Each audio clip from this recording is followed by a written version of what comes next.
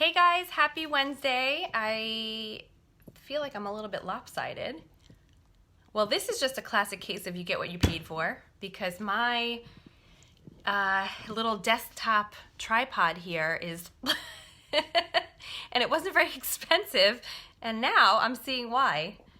So let's start off this video with the request to drop any tripod recommendations down in the comments if you've got one for me. So anyway, hello. If we haven't met yet, my name is Tara. I'm a registered nurse, a health coach, a nutrition coach, a fitness coach, and I come to you live every Wednesday around 10 a.m. Eastern Time to do a video all about something to do with wellness. So we talk a lot about food, nutrition, fitness, health, hormones, mindset, all the things that we need to know and remember and practice in order to take us to the next step. So today's video is about diets. I really dislike the word diets, but I'm using it here because that's kind of what we're talking about. We're going to talk about diets. We're going to talk about if you are confused about, it's the beginning of the year here, and a lot of people are trying to cherry pick their diet to figure out what's going to work for them this year. And I get a lot of people asking me, well, which one's better? Should I do paleo? Excuse me. Should I do vegan? Should I do Whole30? All of these things that are out there and that are really popular. Keto, that's a big one this year. So people are asking me all the time. So rather than tell you what you should do, because obviously it depends.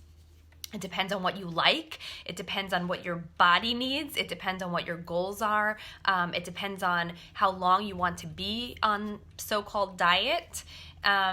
Instead, I'm going to talk about why a lot of these diets, they work, right? So you probably know lots of people who have lost weight on these different types of diets. You probably know lots of people who say that they feel better, they have more energy, their skin's glowing, all of these awesome things that you're like, yeah, I want that too, right?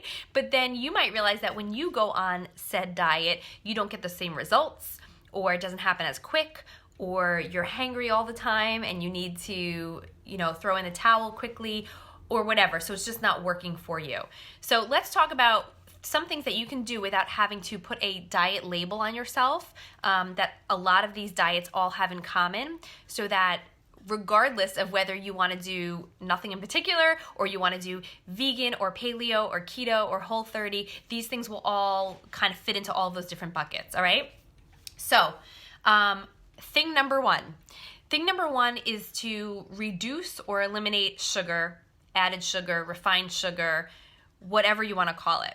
So there's so much that most people can do before they go super hardcore into any of these diets and read the books and follow all the rules and all that stuff. Simply look at what you're doing each day. Chances are there are areas where you can reduce some sugar. There's a product that you can swap out for something else that has less sugar. You're drinking soda and you can give it up. It's 2019, please don't drink soda. And don't drink diet soda either, please. Diet soda, I'll do maybe a whole nother video on that, but that is not helping you with your goals, I promise. So it could be as simple as giving up soda, giving up that candy that you've got stashed in your office, in your desk drawer. I see you. I know you're doing it. Making swaps or whatever. It can be as small as you want to start. If you're having 5 Hershey Kisses every day, go to 4 Hershey Kisses. That's fine. It can be a very small step, or it can be something drastic where you really just cut out something that is really not helping you. So that would be the case, let's say, for soda or something. If you think that you can manage eliminating an entire category, maybe you give up fast food. Eliminate that entire category. If it's very clear to you and you know what you label fast food and what you don't consider fast food, and you can just say, I'm just going to take out the fast food. Some people have a lot of success with it because it's one thing, even if it's a big thing, it's cut and dry. If you reached your goal or not, right? The whole idea is at the end of the day, you want to know, did you do what you wanted to do? It should be a yes or no answer. So don't make anything too wish-washy where you're like, I sort of did it, but I don't really know. I'm going to work out for 5 minutes today. You either worked out for 5 minutes, by the end of the day when you're closing your eyes and you're going to bed, you either know you either worked out for 5 minutes or you didn't. It should be very clear whether you reached that goal or not. Excuse me. So that's number one. Number one is pretty much all of these diets. I'm going to call them the sane diets because they're not like just eat grapefruit all day long or something like that. But the ones that are pretty popular out there, the ones that are pretty, I don't even want to say balanced because keto is not balanced, but those big, I'm going to say those big four: the Whole30, the keto, vegan, and paleo. There are ways to do them a lot better, a lot healthier, and there are ways that are really terrible for you, okay? So regardless of whether we think one is good or not, there's certainly ways to do keto that's awful for you. There's certainly ways to do vegan that's terrible for you. Oreos are vegan, and if all you ate is Oreos all day long, you would not be healthy, but you would still be a vegan. So anyway, you're going to, number one, reduce or eliminate sugar, okay? That's one thing you can do without having to pick a diet. Number two, you're going to reduce or eliminate, probably reduce, eliminate, it's a little bit lofty, but reduce processed food, okay? So if you're participating with us this week in the Crush the Cravings challenge that I'm doing, it's a free challenge that I'm giving out to everybody on my newsletter list as like a welcome to 2019 gift. Thank you for hanging out with me type of thing. We're already on day 3. And if you're doing that with us, you know that we started out with talking about eating more real whole foods and how that helps to balance your blood sugar, okay? It happens to be that eating real whole foods helps with pretty much everything.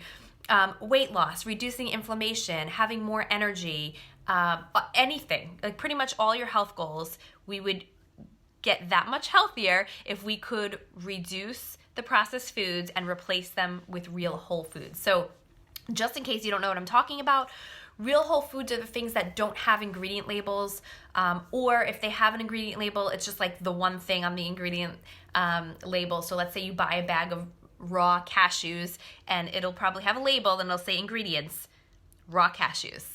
That's a real whole food, okay?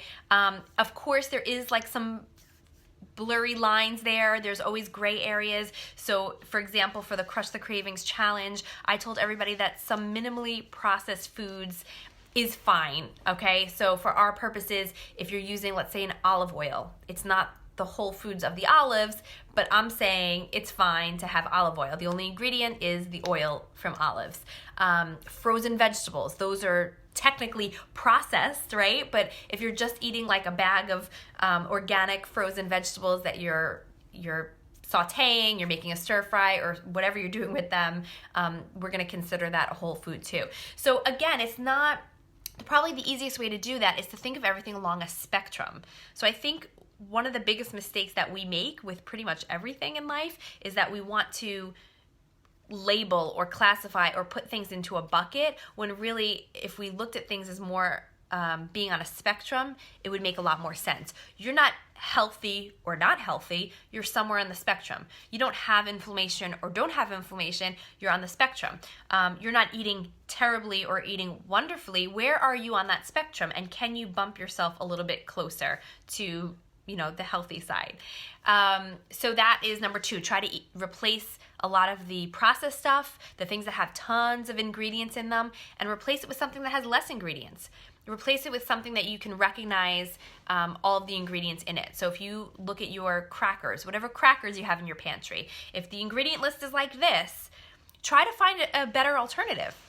A great place, a great resource for that is my private Facebook group. It's called Lean In with Tara Ellen Health, and we talk all the time about swapping this out for that. So if you have a question, if you want to pop over there and be like, all right, listen, I want to change out the crackers I have. What do you guys suggest? You're not going to just get suggestions from me, but you're going to get suggestions from the other community members in there too, with what they like, what they try it with, and all that stuff. I'm going to post that link in the comments when I'm done with the video, but make sure you join that if this is something that's really important to you. Okay, so that's our second thing. And our third thing is that most of these sane diets out there, what they have in common and why they work is that they increase vegetable intake for most of us. So most of us, it kind of correlates with number 2, which is eating more real whole foods. But when you cut out a lot of the processed stuff, you still need to eat, you still need to sustain yourself, and you're gonna find that when you're replacing it with these real whole foods, one of the things that you're gonna go to are vegetables. So you're gonna eat more vegetables. Try to get them in with every meal. I think the meal that most people struggle the most with is breakfast, because for some reason in this country, we've been trained to think that breakfast is like dessert, right? We start with pancakes and syrup or waffles or cereal that have pretty much no nutritional value.